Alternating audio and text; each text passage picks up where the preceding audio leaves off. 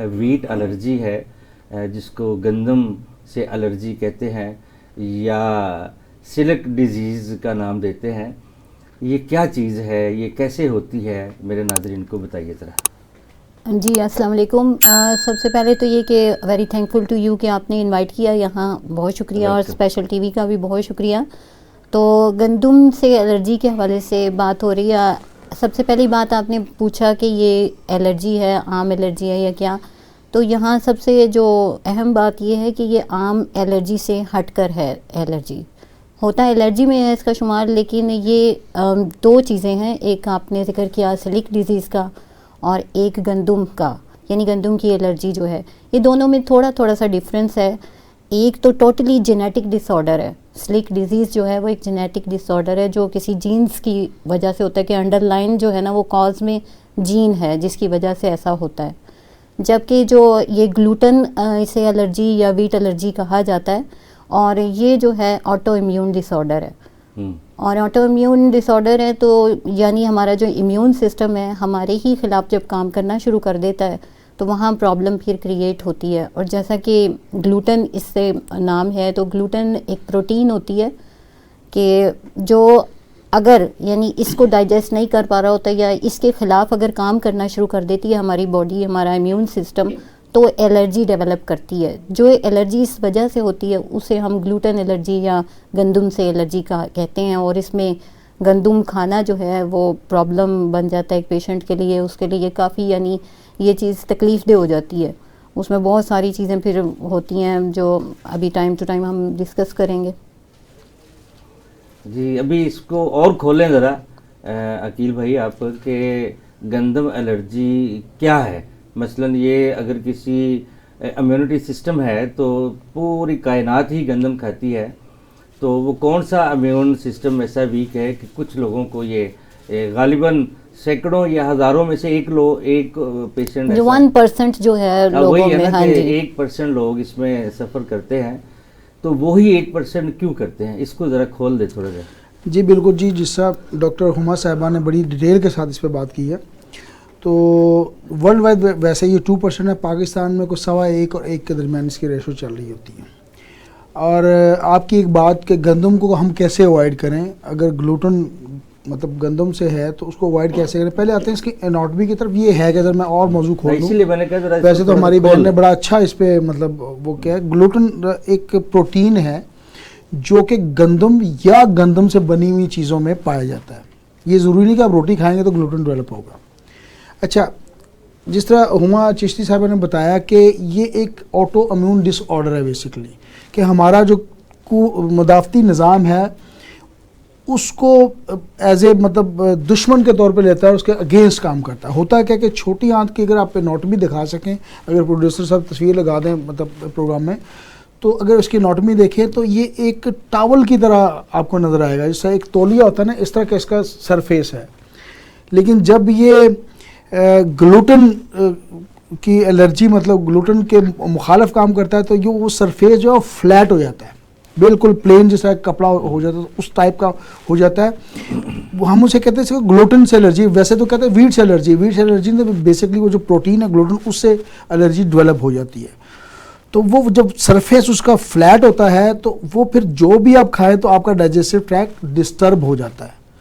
तो फिर मुख्तलिफ मैदे के मसाइल चलने स्टार्ट हो जाते हैं। कोई भी खुराक आप खाएं तो आपको परेशानी होना स्टार्ट हो जाए। आपका स्टमक डिसऑर्डर्स, आगे चल के इस पर बात करते हैं कि उसके सिम्टम्स क्या हैं। तो उसके अगेंस्ट वो एक एंटीबॉडीज़ डेवलप हो जाती है जिसको इम्यूनोग्लोबुलिन का नाम दिया जाता है। वो एंटीबॉडीज़ उसमें फॉर एवर डेवलप हो जाती है। जैसे उसको ग्लूटन कहीं से भी मिलेगा तो छोटी आंत रिएक्ट करेगी और उस खुराक को एब्जॉर्ब नहीं होने देगी। उस खुराक को तो नहीं होने देगी, इसके अलावा दूसरी खुराकों को भी डिस्टर्ब करेगी। तो एब्जॉर्प्शन का निज़ाम वो जो एंटीबॉडी डेवलप हो जाता है उससे सारा डिस्टर्ब हो जाता है ड्यू टू ग्लूटन। डॉक्टर साहब थोड़ा सा ऐड करना चाहूँगी कि बहुत अच्छा ऐड करें। डॉक्टर साहब ने जैसे जिक्र किया कि इसमें जो है वो टॉवल लाइक स्ट्रक्चर होता है, तो वो एक्चुअली विलाइज होते हैं जो कि प्रोजेक्शन होती हैं फिंगर लाइक, बिल्कुल उंगलियों की तरह की जो है ना प्रोजेक्शंस होती हैं इंटेस्टाइन में। और जैसा इन्होंने बताया कि ये प्लेन हो जाती हैं। जब ये प्लेन हो जाती हैं तो क्या है कि जितने भी न्यूट्रिएंट्स होते हैं, जो भी ग़िज़ाइयत हम खाते हैं, वो एब्जॉर्ब नहीं हो पाते, यानी वो जज्ब नहीं हो पाते, तो दैट्स वाई क्या होता है, पेशेंट को बार बार वॉशरूम जाना पड़ता है और वो सारा जो है वो ड्रेन आउट हो जाता है और न्यूट्रिएंट डेफिशिएंसी बहुत ज़्यादा हो जाती है पेशेंट्स में। तो बेसिक वजह यही है कि यानी वो जज्ब भी नहीं हो पाती जितनी भी ग़िज़ाइयत होती है ड्यू टू ग्लूटेन एलर्जी। उसका स्ट्रक्चर ही ऑलटुगेदर चेंज हो जाता है। तो थोड़ा इसमें और इजाफा करें कि क्या गंदम की रोटी खाने से ये होता है, या गंदम से बनी कोई भी चीज, गंदम से बनी कोई भी चीज, इवन बिस्किट है, बेकरी के आइटम, कोई भी चीज, या व्हीट बिस्किट है, डॉक्टर साहब यही नहीं बल्कि अगर आप कोई ऐसा कॉस्मेटिक यूज करें, कोई ऐसी मेडिसिन यूज करें जिसमें ग्लूटेन मौजूद है, तो वो भी प्रॉब्लम करता है। ये इतना ज्यादा यानी रिस्क फैक्टर इसका होता है। And if the antibodies develop once, antibodies अगर डेवलप हो गई हैं तो वो फिर सारी उम्र डेवलप ही रहती हैं।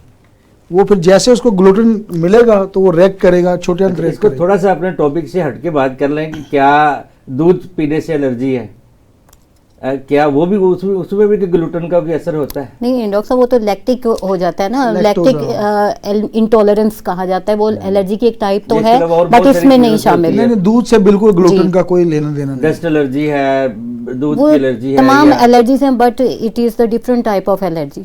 ये एक डिफरेंट है। हाँ जी बिल्कुल सही। अब इसके बाद है कि एलर्जी इस वजह से होती है जी, ये चीज़ है जिस पे आप लोगों ने बड़ी डिटेल से बात कर दी। डॉक्टर साहब इसमें किस्म होते थे, इम्यूनोग्लोबुलिन मैंने बताया, एक एंटीबॉडीज केमिकल समझ डेवलप हो जाता है। वो एक दफ़ा डेवलप होता है, वो फिर सारी लाइफ रहता है। छोटी आंत में अगर वो डेवलप हो गया है ड्यू टू ग्लूटेन वो डेवलप होता है, अगर डेवलप हो गया तो फिर कोई भी चीज़ ग्लूटेन में मिलेगी, वो बिस्किट मिले, बेकरी आइटम मिले, गंदम मिले, वो मिलेगा तो वो रिएक्ट कर जाएगा और वो अब्जॉर्प्शन का इशू हो जाएगा उसमें। अब इस पे हम आते हैं डॉक्टर सलमा की तरफ के। एक ऐसा पेशेंट है कि जिसको पता चल गया है कि मुझे पता नहीं है कि डस्ट एलर्जी ये जो है अपनी व्हीट एलर्जी है या नहीं है। इसकी कुछ अलामात भी होती हैं व्हीट एलर्जी की, इस पे ज़रा थोड़ा सा बुलंद बांग बताएं ज़रा। किसी को केटू के पहाड़ पे खड़े होकर बता दो। अगर किसी का पेट बार बार ख़राब हो रहा हो या वॉमिटिंग हो रही हो, अच्छा, खाना हजम नहीं हो रहा, वेट लॉस हो रहा है और हाइट भी मतलब कम हो रुक रही गई है, हाँ जी, तो हमें फिर इसके लिए टेस्ट करवाने पड़ते हैं। ये गंदम की एलर्जी से भी हो सकते हैं, बाज़ दफ़ा वैसे भी कोई और बीमारी भी हो सकती है, लेकिन ज़्यादातर गंदम के एलर्जी से ये सिम्टम्स आते हैं सामने। अगर कोई पेशेंट क्लिनिक पे आता है और आप उसकी एक होम्योपैथी डॉक्टर, जैसे आप इकबाल टॉवर में क्लिनिक करती हैं, तो आप सिम्टम लेती हैं, उसमें अगर वो कहता है जी कि मुझे खाने के फ़ौरन बाद मैं रोटी खाता हूँ और मैं वॉशरूम में जाता हूँ, फ़ौरन बाद जाना पड़ता है, पेट में दर्द है या वॉमिट है, तो फिर आपका ज़हन आएगा इस तरफ? ये ज़्यादातर स्मॉल इंटेस्टाइन पे असर करता है। हमारी स्मॉल इंटेस्टाइन जो है वो ज़्यादा एलर्जिक होती है। डॉक्टर को कैसे पता चलेगा कि इसकी स्मॉल खाना हजम नहीं हो रहा ना, अच्छा, वो बताएगा पेशेंट, इन्फ्लेमेशन शुरू हो चुकी होती है। अच्छा, तो यानी कि ये 2-3 चीज़ें जब बताएगा तो फिर डॉक्टर सोचेगा कि कहीं इसको व्हीट एलर्जी तो नहीं है, फिर वो इसको अपना अगला प्रोसेस जो है वो इसको डायग्नोसिस पे चला जाएगा, टेस्ट की तरफ जाएगा। पहले तो हम इसकी गंदम की जितनी भी आइटम्स है वो रुकवा देंगे, चाहे गंदम हो या गंदम से बनी कोई भी चीज़ हो। अगर वो उससे फ़र्क पड़ता है उसे तो मतलब वो तो उस सूरत में कि जब पेशेंट आके कहता है कि मैंने रोटी खाई, उसके साथ मुझे फ़ौरन ये हो गया, या कोई बिस्किट वगैरह जो भी ऐसी चीज़ें। हाँ, अगर वो डिटेल से देता है, जैसे मेरे पास कई पेशेंट आते हैं, मैं पूछता हूँ रोटी खाते ही, खाना खाते ही वॉशरूम जाना पड़ता है। अब मेरे पास एक दवाई होम्योपैथी के पोडोफाइलम में 200 में पोडोफाइलम दे देता हूँ, वो उसे ठीक हो जाता है। तो खाना खाते ही वॉशरूम जाना का बड़ा एक सिम्टम है बड़ा, लेकिन मैंने मेरा अपना कभी तवज्जो नहीं की कि मैं मज़ीद सिम्टम लूँ कि ये इधर तो नहीं है। इसका मतलब है कि अगर कोई पेशेंट किसी डॉक्टर के पास इन सिम्टम के साथ आता है तो डॉक्टर को भी चाहिए कि वो ज़रा अपने कान और आँखें खोल के देखे कि ये पेशेंट मुझे ये बता रहा है, खुदा न खास्ते इसको ये मसला तो नहीं है। डॉक्टर साहब इसमें थोड़ा सा मैं ऐड करूँगा, इसकी सिम्टम्स तो स्टमक की बीमारियों से मिलती जुलती है, अल्सर से भी मिलती जुलती हैं, लेकिन इसमें डिफरेंशियल डायग्नोसिस की अगर बात करें तो आपको जो सिम्टम मिलेगी इसमें सांस का उखड़ना भी पाया जाता है, जिसको हम एज़मा यानी कि एस्थमा लोग बोलते हैं, बट एज़मा सांस की रुकावट भी बाज़ बार बनती है। अच्छा, इसमें मज़े की बात है, डॉक्टर हुमा मुझसे इत्तेफाक करेंगे कि इसमें फ्लू लगने जैसी अलामत भी पाई जाती है, मतलब headache, sneezing, runny nose, watery runny nose. तो ये अलामत भी पाई जाती है। लेथार्जी भी मौजूद है। लेथार्जी भी मौजूद है। ये डिफरेंशियल डायग्नोसिस, आपको वॉमिट भी हो रहा है, नौजिया भी हो रहा है, ठीक है, दिल घबरा रहा है, और आपको मैं यहाँ सवाल पूछूंगा आपको रोक के कि एक होम्योपैथिक डॉक्टर जो है, क्वालिफाइड डॉक्टर, उसके लिए तो बड़ा मुश्किल नहीं है इसको डायग्नोस बड़ा आसान है। मैं वही बता रहा हूँ डॉक्टर साहब आपको। फ्लू है, मौसमी भी हो जी, सकता बिल्कुल। है, सांस का रुकना किसी और वजह से भी हो सकता फ्लू है। में सांस नॉर्मली नहीं रुकते, अगर आपकी स्टफी नोज नहीं है तो सांस नहीं रुकता। इसमें स्टफी नोज नहीं हमारी होती। एक बड़ी सीनियर होम्योपैथिक डॉक्टर हैं और जो हमारे साथ थी, आजकल नहीं है, तो डॉक्टर साहब की फ्रेंड है, किधर चली गई? तो उनको एस्थमा का इशू हुआ हुआ है, यानी कि एस्थमा। परसों मुझे उनकी मैसेज आए हुए थे कि सर वो जो दवाइयाँ शवाइयाँ आपने मुझे लिखवाई थी, चेक कराया था, वो नहीं है, तो आप अब आजकल मैं इनहेलर पे हूँ कि हर 1 घंटे बाद, आधे घंटे बाद मुझे इनहेल करके अपने आप को चलाना पड़ रहा है। तो सर इसका शक किया जा सकता है अगर रनी नोज मौजूद है, हेडेक मौजूद है, लेकिन वॉमिट मौजूद मैं है। वही मेरे जेहन में बात आई है कि हमने ये नहीं सोचा कि उसको कहीं ऐसा इशू तो नहीं है। डेफिनेट अगर एजमा का इशू साथ में है तो हमें इस शक में पड़ना चाहिए, बिल्कुल हमें इस तरफ जाना चाहिए। लेकिन साथ लूज मोशन होते, वॉमिटिंग, वो भी हाँ, तो add loose loose motion motion नहीं। और लूज मोशन के अलावा कॉन्स्टिपेशन भी रह सकती है। कंक्लूड कर लें डॉक्टर सलमा साहबा की बात और आपकी बात कि सबसे पहले तो जो पहले सिम्टम है, पेट का खराब होना है, वॉमिट है, पेट का खराब होना और बार बार खराब होना। बार बार खराब जी। होना, और हाजमे जैसे की इंटेक खराबी- लीवर आप भागते हैं, Exactly। हाजमे की खराबी के साथ सांस का उखड़ना और फ्लू भी हो सकता है। हाँ जी। यानी कि अगर ये 5, 6, 7 सिम्टम हमारे पास आ स्किन जाए, रैशेस भी अपीयर हो हाँ, जाते हैं इसमें। या मिस कर रहे हैं, रैशेस मिस कर रहे हैं। ये मैंने रैशिज वाला तो देखा, अभी जी, किसी जी। ने मेरी इस पे बात की। हाँ हाँ, रैशेस, स्किन के रैशेस वो फ्लू में नहीं मिलेंगे आपको, लेकिन इसमें लेकिन मिलेंगे। इसमें होते हैं। लेकिन हाँ, इसमें जरूर होते हैं, वो रैशेस होते हैं। रैशिज भी है। एक बच्चा था मेरे पास आया था, इवन इची आईज और रनी आईज भी हैं इसमें, यानी कि आंखें जो है उनसे पानी बहता है और खारिश यानी कि उसमें आप देखिए महसूस ना, जब होती ये है। क्लियर होगी जी। कि नाजरीन आप भी ये देखिएगा कि अगर आपकी फैमिली में कोई ऐसा पेशेंट है कि जिसको बार बार मोशन, पेट खराब, खाना हजम ना होना के साथ ये अगली 5-6 सिम्टम भी हैं, तो आप वीट एलर्जी की तरफ जा सकते हैं। यानी कि फिर हम लोग अगर ये सिम्टम नज़र आई हैं तो उसके बाद फिर डॉक्टर हुआ ये बताएं कि एक पेशेंट के ये सारे सिम्टम आ गए हमारे पास। पहले जो डॉक्टर सलमा ने वजाहत की 5-6 सिस्टम ये आ गए, जी, जी। स्टोमिक डिसऑर्डर, अगले आ गए सांस को उखड़ना, या उसमें कोई एक रैशिज वाला आ गया, तो फिर एक डॉक्टर क्या करेगा? फिर according to sign and symptom उसको डील करेगा। नहीं, पहले तो उसका डायग्नोसिस की तरफ जाए ना। आपने अगर मतलब अथेंटिसिटी Confirm मजीद करने चाहिए के लिए, आपको। अपना जी, जी। डिजीज को कंफर्म करने के लिए जब सारे सिम्टम पेशेंट ने दे दिए, तो अब डॉक्टर जो है उसके पास क्या रहा है कि फटाफट सिम्टम को दवाई देगा या पहले उसको डायग्नोज करवाएगा, कंफर्म करवाएगा? अगर कि वाकई कंफर्म करना है और अथेंटिसिटी चाहिए तो डेफिनेटली इसके टेस्ट मौजूद हैं जो वो अच्छा, करवाने नहीं। चाहिए हमें। डायग्नोस्टिक टूल्स को अगर हम इस्तेमाल करेंगे तो चंद एक टेस्ट ऐसे होते हैं कि जिससे जो है वो पूरी बताएं चीज़ ना सामने फिर। आ जाती है। जैसे IgA अगर जो है एंटीबॉडीज़ का टेस्ट करवाया जाता है तो उससे कंफर्म पता चल जाता है अगर वो बड़ी हों तो ये सिलिक डिजीज़ होती है। जबकि जो ग्लूटेन एलर्जी होती है ना उसमें ये चीज़ नहीं होती। Endoscopy is the authentic test तो एंडोस्कोपी जिसमें हो सकता है। 100% पता चल जाता है कि यही उसमें डॉक्टर प्रॉब्लम साहब है। होता है कि एंडोस्कोपी के थ्रू एक कैमरा उतारा जाता है, छोटी जी। आंत तक एक्सेस किया जाता है और वहां से बायोप्सी, एक सैंपल लिया जाता है, उसकी बाकायदा बायोप्सी हाँ जी। होती है। बायोप्सी के थ्रू तो 100% कंफर्म है कि छोटी आंत का मसला है। कंफर्म हो जाता है। दूसरा इन्होंने जिस तरह वो कहा ना IgE हाँ जी। की जो बात की है वो वही है जो मैंने आपको बताया कि इम्यूनोग्लोबुलिन की मिकदार चेक की जाती है कि जिसम में क्या मौजूद है। बेसिकली वो किया जाता है, इसमें स्किन को प्रिक किया जाता है हाँ और जी। प्रिक करने के बाद ग्लूटेन की एक मिकदार यानी कि वो प्रोटीन इंजेक्ट किया जाता है और फिर 20 मिनट तक वेट किया जाता है कि उसका रिएक्शन क्या। अगर स्किन पर रैशेस बन जाएं तो वो 100% मौजूद है कि एंटीबॉडी ऑलरेडी डेवलप है और इस पेशेंट ये सिलिक डिजीज का पेशेंट है या ग्लूटेन एलर्जी इसी इसको मौजूद तरह है। एंटी अच्छा, हम- TTG भी होता है टेस्ट। अच्छा, हम वीट एलर्जी इसको अच्छा, मैं यही थोड़ा सा पिछले दिनों मेरी अपनी बेटी के साथ एक इश्यू हुआ, तो मैं उसको लेके गया चुगताई लैब में, तो उन्होंने उसकी स्किन पे ना कुछ ऐसे रगड़ के ना कुछ देखा। तो बाद में जब कहते जी 3 दिन के बाद आना, आपने इसको धोना नहीं है। 3 दिन के बाद गए डॉक्टर ने, उन्होंने चेक किया, उन्होंने कहा जी आपकी यूवीआइटिस है।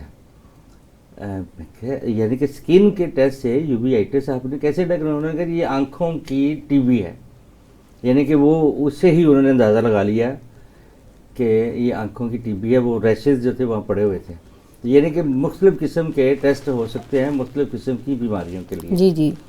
तो नाजरीन, हमारा प्रोग्राम चल रहा है वीट एलर्जी, गंदम या गंदम से बनी हुई कोई भी चीज़ खाने से अगर आपको कोई प्रॉब्लम्स हों, जैसे मेरे पैनल ने 7-8 चीज़ें बताई। सबसे पहले मोशन बार बार आना, वॉमिट होना, दिल ख़राब होना, हाजमे की ख़राबी, उसके बाद आगे बॉडी पे रैशेज़ और फ्लू की अक़साम हैं, सांस का उखड़ना वगैरह।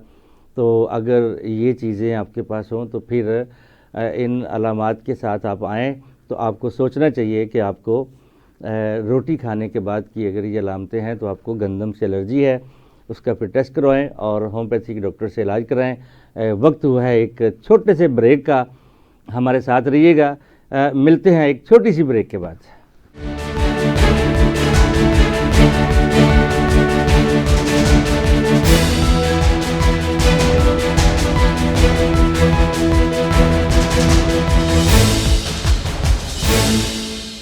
जी तो नाजरीन, ब्रेक के बाद दोबारा आपकी खिदमत में हाज़िर हैं।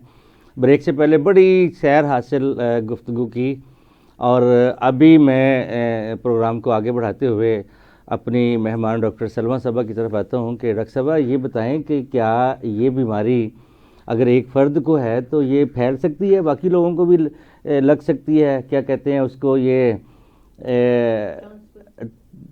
ट्रांसफरेबल बीमारी है या ये वबाई के क्या लें आप? वबाई मर्ज है, इसको क्या कहेंगे? ये हमें किसी से लग नहीं सकती, जेनेटिक आ सकती है हमारे अपनी फैमिली की तरफ से। अगर हमारे यानी वो तो एक है ना कि आपके खानदान से माँ और बाप से आ गई, वायरल नहीं है जी, वबाई वायरल नहीं है, लेकिन ये यानी कि अगर मुझे है तो आपको नहीं है, या अगर अकील भाई को है तो हुमा साहबा को, यानी कि ऐसा नहीं है, नहीं ऐसा मोहल्ले में किसी एक को है तो दूसरे को मतलब इसकी छींक से मतलब सेहतमंद बंदा बीमार नहीं हो सकता, नहीं हो सकता, वायरल नहीं है। या कोई चीज इस्तेमाल, जूठा बर्तन तो ये जो सफर कर रहा है वही कर रहा है, ये बीमारी है, फैलती है या नहीं? ऐसा कुछ नहीं होता, बस जिसमें है उसी में रहती है, किसी और को नहीं लग सकती। अच्छा, तो इसमें एक और अभी डिस्कस हुआ था, मैं वो भी आपसे ही सवाल करता हूँ फिर जाता हूँ आगे, कि ये इससे छोटी आंत ही क्यों मुतासर होती है? हमारी छोटी आंत बहुत सेंसिटिव होती है, तो जिसको वीट एलर्जी है वो ग्लूटीन बर्दाश्त ही नहीं कर सकती उसकी आंत। जैसे ही वो चीज़ खाएगा कोई वीट वाली, जहाँ पे कोई बनी हो या वीट की रोटी, कोई ऐसी आइटम, तो सबसे पहले उसने छोटी आंत पे ही असर करना है। अगर हम इसको रोक नहीं सकेंगे तो छोटी आंत इतनी इन्फ्लेम हो जाएगी कि उसका कैंसर भी हो सकता है। अच्छा, यानी कि छोटी आंत सबसे ज़्यादा इफेक्ट होती है इससे। तो छोटी जो है जी, छोटी है। और इसकी अलामात में आप इजाफा करें अकील भाई। इसके अलामात तो टोटली हम लोग ऑलरेडी डिस्कस कर चुके हैं। जुमला वही अलामात है जो हम पीछे मतलब रैशेस, स्किन रैशेस बनना, जो डिफरेंशियल बातें मैं कर रहा हूँ, स्किन रैशेस अलामात प्लस आ जाए इसके नुकसानात। नुकसानात ओबियसली आपका डाइजेस्टिव ट्रैक्ट डिस्टर्ब है। वो कहते हैं ना कि जी तमाम बीमारियों की जड़ मैदा होती है। अगर मैदा आपका ठीक है तो सब कुछ ठीक है, अगर मैदा ठीक नहीं है तो सब कुछ मतलब ठीक नहीं है। तो मैदे को आपने ठीक रखना है, मैदा ठीक है तो तंदुरुस्ती, वो कहते हैं ना, 1000 नेमत है। तो मैदे को देखें, अगर ये डिस्टर्ब है तो वो कहते हैं कि जायका भी गया और सेहत भी गई, दोनों तरफ से गई।